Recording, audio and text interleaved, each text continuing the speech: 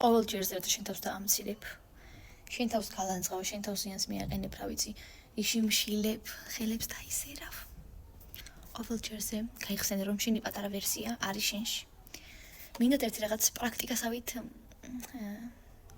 პრაქტიკა გააკეთოთ მოკლედ. წარმოიდგინეთ ხართ ოთახში, თეთრ ოთახში.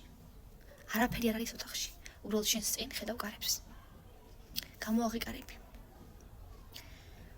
აღებ კარებს და ვის ხედავ? კარების უკან დგას შენი პატარა ვერსია. ანუ პატარა ბავშვი, რომელიც იყავი შენ პატარაობაში. წარმოიდგინე რა თვალებით გიყურებს. და შენ იმის მაგივრად რომ მიხვიდე, ყველაფერი კარგი სიტყვები უთხრა. აშიმშილებ, ხელებს უსერავ. რა ვიცი, ლანძღავ. მოგეწონება? გწონს?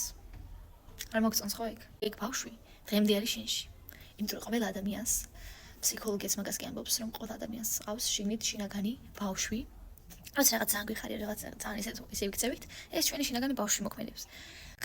კრიტიკოსი მშობელი, ანუ როცა რაღაც ფრასტებით ჩვენ თავზე ან სხვაზე, ეგეც ანუ ირთვება ჩვენში კრიტიკოსი მშობელი. ტიპალი არის ყოველ ჯერზე, როცა შენ იღებ პასუხისმგებლობა შენს თავზე, შენს მოქმედებებზე, რაღაც უნდა გადაწყვიტო სერიოზული.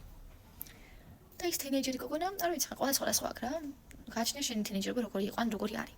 ზოგს მხიარული, ზოგს სევდიანი თინეიჯერული ვერსია აქვს თავისი.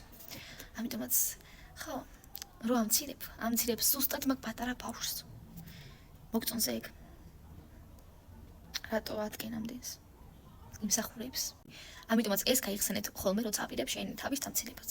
შენი თავის ლანძღვას, შენი თავის, რა ვიცი, დაზიანებას.